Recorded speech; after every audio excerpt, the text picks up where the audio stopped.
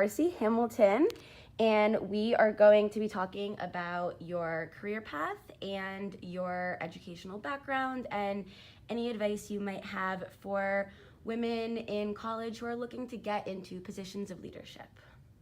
Sure. So thanks so much for inviting me to do this. I really, really appreciate it. So let's see, I guess start with education.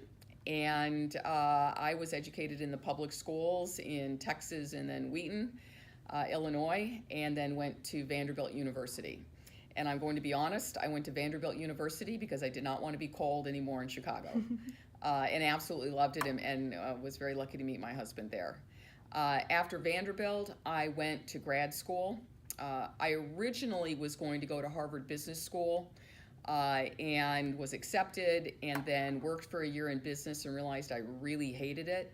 And so then I went to get a PhD in philosophy and a master's in English. By the time I got done with the master's in philosophy at Penn State University, I realized I didn't really want a PhD. I really wanted to write novels. And so I have a master's in fiction writing from Penn State, and I have a master's in philosophy from Penn State. It's the best thing I ever did. Totally irrational, but it was the best foundation for what I would do later. I then was teaching English for a year and decided I'd always thought I would go to law school like my grandfather, and I went to law school and went to law school at Penn and loved it. Loved being at law school. I was very fortunate. I was the editor-in-chief of the Law Review and ended up, after that, getting to clerk for Justice Sandra Day O'Connor, who was really my mother mentor in the legal field. But before that, I got to clerk for Judge Edward Becker, who's one of the greatest men ever here in the city of Philadelphia. So I was blessed with two really family-oriented, nurturing clerkships after I went to law school. So that's my education. Great. So after you were finished clerking, what was sort of your path that led you to what you do now and Child USA and all of that? So to be perfectly honest, by the time that I finished law school, having already gone to grad school, my husband and I decided it was probably time to have children. And so I had a choice between going to the U.S. Attorney's Office in Philadelphia. I thought it would be great to be a prosecutor just like my grandfather had been. But on the other hand, I didn't think you could be a prosecutor in that era and have children, and I was right.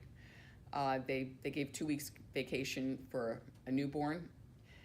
So I essentially decided to go into teaching and started at Benjamin Cardozo School of Law in New York and was there for 26 years. And it was an incredibly nurturing but also entrepreneurial place. It was a relatively young law school, but was really great about it. It was run by Orthodox Jews. And Orthodox Jews believe there's an argument for everything, and they were supportive even when they disagreed with me.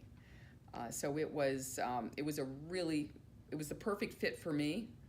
And while I was there, I started the intellectual property law program. I was a copyright scholar to start. And in a series of odd events, I ended up having a case at the United States Supreme Court. It was the first case I ever had. And it was Bernie v. Flores, and it was the constitutionality of the Religious Freedom Restoration Act. And shockingly and against all odds, we won, which led me to what I do now, really. It's kind of hard to explain, but when I represented Bernie, Texas, and I was arguing that the Religious Freedom Restoration Act was unconstitutional, I had every organized religion in the United States on the other side. I'll never forget the day at my home in which they delivered all the briefs, which were all the religious organizations, including my own, the Presbyterian Church, saying that we had to be wrong, that it had to be constitutional.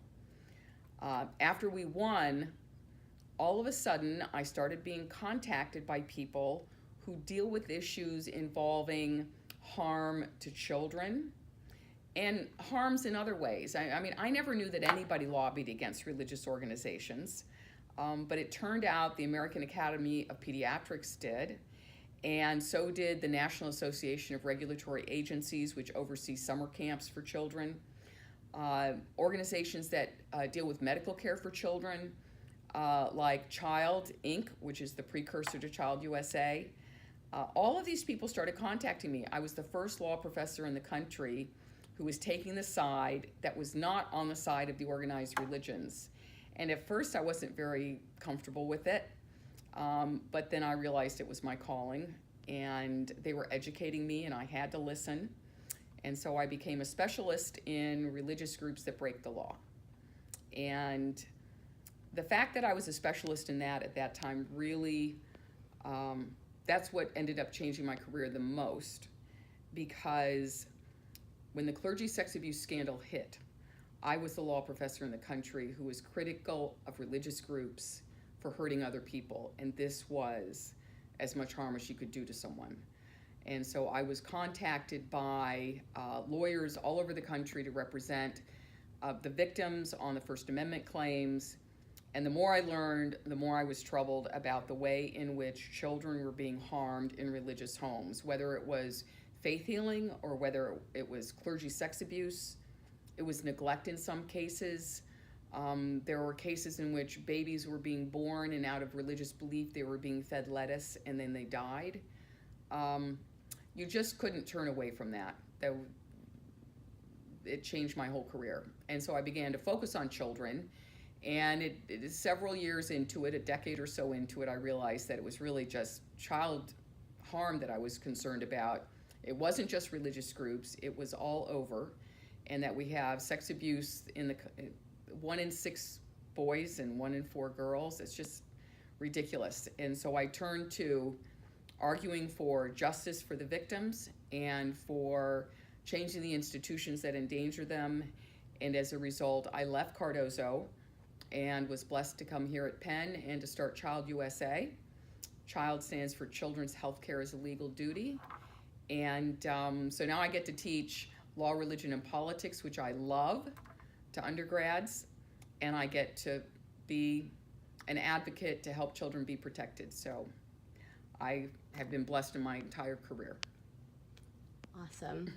And if you had any advice that you could either, both if you could look back at your path and say like, oh, maybe I would have done this differently, or maybe if I could go back, I would change this, but also looking at undergrads at Penn and the world that we are coming into, what would be the advice that you would give us? Trust your gut at the moment you're asking yourself. Let yourself make the decision that is the right turn.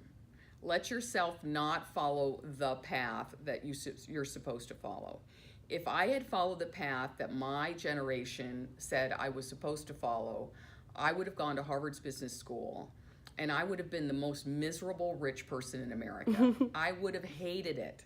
It was not where I belonged. So just do what your gut tells you, but frequently ask yourself, is this what I want to do? And if it's not, quit doing it. Go do something else. The beauty right now is that, we're all going to live to 100 years old. You don't have to stick to the same path for your whole life. And if you choose to do what your heart tells you, I guarantee you everything else will fall into place. That's really great advice. Great, thank you.